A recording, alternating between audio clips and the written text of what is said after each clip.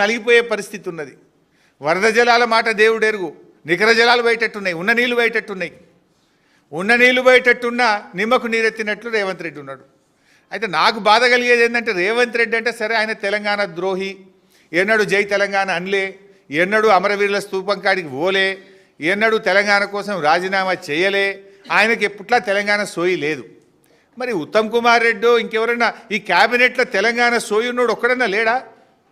తెలంగాణ నీళ్ళ గురించి ఆలోచించే వాళ్ళు ఈ క్యాబినెట్లో లేరా? మీరన్నా ఎందుకు మాట్లాడతలేరు? మరి ఉత్తరం వచ్చింది రేవంత్ రెడ్డి దగ్గరనే దాచుకున్నాడా? మీకు తెలుసా తెలియదా? అప్రైజల్ జరుగుతున్న విషయం మీకు బాధ్యత లేదా? ఇదెక్కడి బాధ?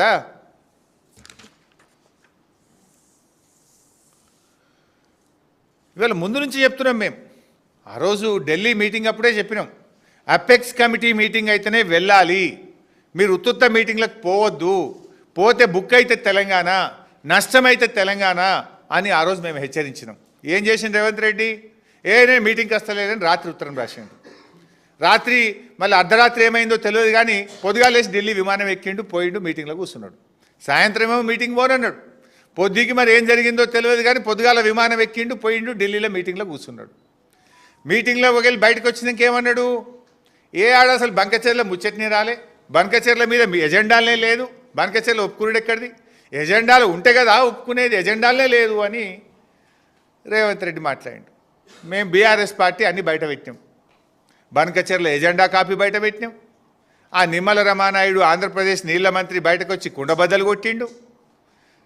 ఒక్కసారి ఆ వీడియో కూడా చూపిపోయి, అది కూడా చూస్తే మళ్ళొకసారి గుర్తు చేసినట్టు ఉంటుంది. వాళ్ళు బంకచర్ల గోదావరి బంకచర్ల వాళ్ళు కడతామని అడుగుతాయి కదా మేము ఆపమని చెప్పడానికి. ఎజెండాలో వాళ్ళు కడతామన్న ప్రతిపాదననే చర్చకు రానప్పుడు ఆపమనే చర్చనే రాదు. ఏదైతే ఈ యొక్క కృష్ణా గోదావరి ఇష్యూస్, అదేవిధంగా పోలవరం బంకచర్లకు సంబంధించినటువంటి ఈ యొక్క రెండు సబ్జెక్టుల మీద కూడా మరి ఇటు టెక్నికల్ అదేవిధంగా అడ్మినిస్ట్రేటివ్ ఆఫీసర్స్తో కలిపి, ఎందుకంటే ఈ కమిటీ ద్వారా ఒక బేసిక్ మెకానిజం ఏదైతే మరి బిల్డప్ చేసుకుని ఒక రోడ్ మ్యాప్ని ముందుకు తీసుకెళ్లేటువంటి విధంగా ఈ యొక్క టెక్నికల్ అదేవిధంగా అడ్మినిస్ట్రేటివ్ ఆఫీసర్స్తో కలిపేసేటువంటి కమిటీ కూడా పెద్ద కాలయాపన లేకుండా రేపు మండే లోపుగానే ఈ కమిటీని కూడా ఏర్పాటు చేసుకుని ముందుకెళ్లాలని చెప్పేసి కూడా నిర్ణయం తీసుకోవడం జరిగింది. The Centre has decided to constitute a high-level technical committee to examine concerns around the Polavaram-Bankacherla link project and other pending interstate water issues between Telangana and Andhra Pradesh. The move follows a high-level meeting chaired by Union Jal Shakti Minister C.R. Patil with both Chief Ministers N. Chandrababu Naidu of Andhra Pradesh and A. Revanth Reddy of Telangana in New Delhi yesterday. వాళ్ళు బంకచర్ల ఇంత స్పష్టంగా రేవంత్ రెడ్డి ఏమో అసలు మీటింగే జరగలేదు అన్నాడు.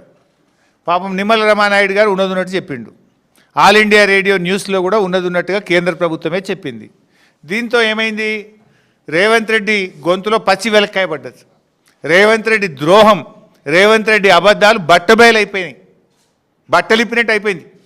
కుల్లా రేవంత్ రెడ్డి ఎంత అబద్ధాలు ఆడతాడో, రాష్ట్ర ప్రయోజనాల విషయంలో, రాష్ట్ర భవిష్యత్తు విషయంలో ఎంత బాధ్యతారహిత్యంగా రేవంత్ రెడ్డి గారి ప్రభుత్వం ఉన్నదో ఈ వీడియో చూస్తే రాష్ట్ర ప్రజలకు చాలా స్పష్టంగా ఎవరికైనా అర్థమవుతూ ఉంటుంది. అంటే బనకచెర్లకు ఆ మీటింగ్కు పోయిండు, కమిటీ వేస్తామనగానే గంగిరెద్దోలే తలుపుపోయిండు. అసలు కమిటీకి ఒప్పుకోవడం అంటేనే బంకచెర్లు ఒప్పుకోవడము. అసలు ఎట్లా కడతావు నువ్వు బంకచెర్ల? వరద జలాల మీద ఈ దేశంలో ప్రాజెక్టు కడతారా? వరద జలాల మీద ఈ దేశంలో ఎప్పుడైనా అనుమతి ఇచ్చిండ్రా అని నువ్వు గట్టిగా అడుగుతావా? గంగిరెద్దులోకే తలుపేస్తావా? మళ్ళీ బయటకు వచ్చి చర్చ జరగలేదని ఇంకో అబద్ధం మాట్లాడతావు. ఇంత దివాలా కోరా? నేను అడుగుతున్నా రేవంత్ రెడ్డిని, ఇప్పటికన్నా ఈ లేఖలు అబద్ధమా? ఇప్పుడు నేను కేంద్ర మంత్రి రాసిన సిఆర్ పాటిల్ ఉత్తరం చూపించిన ఈ లేఖ అబద్ధమా? ఈ మహారాష్ట్ర రాసింది అబద్ధమా? ఈ కర్ణాటక రాసింది అబద్ధమా? ఏది అబద్ధం రేవంత్ రెడ్డి? కేంద్ర ప్రభుత్వం నుంచి 20 రోజులైనా ఉత్తరం వస్తే నువ్వు ఎందుకు ఈ రోజు వరకు దానికి కౌంటర్ ఇయ్యలేను? అట్టెట్లా చేస్తావు? అప్రైజల్ అని సిఆర్ పాటిల్కే లెటర్ రాగానే రిప్లై ఇస్తావా ఇవ్వవా? నువ్వు ఢిల్లీకి పోయి గట్టి కొట్లాడవా?